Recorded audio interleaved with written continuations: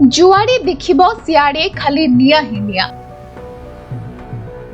नियार आरे पशिगलाणी अधा जंगल। मयूरभंज जिलार सिमिलीपाल अभयारण्य रे लागिथिबा निया धीरे धीरे बढ़िबारे लागिछि। गोटिए किंबा दुईटी स्थान रे नुहे 13टी पॉइंट रे लागिछि निया। निया को आयत करबा पई वन विभाग चेष्टा करुथिले भी निया को आयत करि पारि नाही। उत्तर सिमिलीपाल 8टी पॉइंट एवं दक्षिण सिमिलीपाल 5टी पॉइंट रे लागिछि निया। तालबंध एवं डुकुरा रेंज रे अधिक परिमाण रे निया लागिछि। तेबे बढ़ुथिबा तापमात्रा जोगु जंगल निया व्यापीबारे लागिछि। निया रे बहु मूल्यवान गछ पोड़ी जाउथबा बेले वन्य जंतुक जीवन प्रति विपद बढ़िबारे लागिछि। जोंथिपाई जंगल कर्मचारी माने निया को लिभाइबा को यथा संभव चेष्टा करुथबा नै सूचना दैछन्ती आंचलिक मुख्य वन संरक्षक। देखंतु गत वर्ष अपेक्षा ए वर्ष निया जतिकी मात्रा लागेबा कथा सेतिकी मात्रा रे आमे ताको कंट्रोल करिवारे सक्षम होइछु।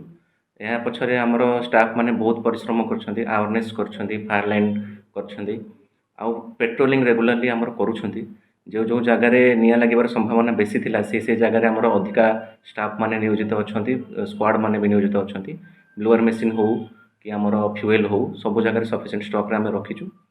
आ को जगह रे जदी निया लागि जाउछि ताले इमिडिएटली जाई कि से जगह को पहुंची कि निया लिभौछु।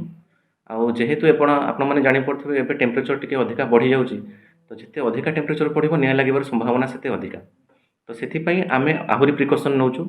आउ पर्सनल सेफ्टी पई भी मध्य आमे ओआरएस मेडिसिन ड्राई रेशन सब जोगे दउछु। सफिशिएंट पानी स्क्वाड मान को भी जाउछु, से मान को भी आमे सचेतन करूछु जे निजर सेफ्टी को दृष्टि रखी कि निया लिभेबे।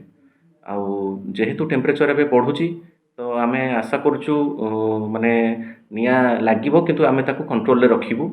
आउ अधिक मात्रा जेंति निया न लागिबो ता मध्य आमे चेष्टा करछु। इवन एबे भी मध्य हमर अवेयरनेस प्रोग्राम भी चलीची। गाँ लोक मान को भी आमे बुझौछु निया लगेबनी। इवन ईडीसी जो माने अछंती कि एसएचजी माने अछंती से मान को नै कि भी आमे अवेयरनेस प्रोग्राम करूछु। तांको द्वारा भी आमे फायर लाइन केमती कटा जाए, केमती निया लिभा जाए, तांको भी आमे ट्रेनिंग दउछु। करंजियारू सत्यव्रत मिश्रଙ୍କ रिपोर्ट समय लाइव।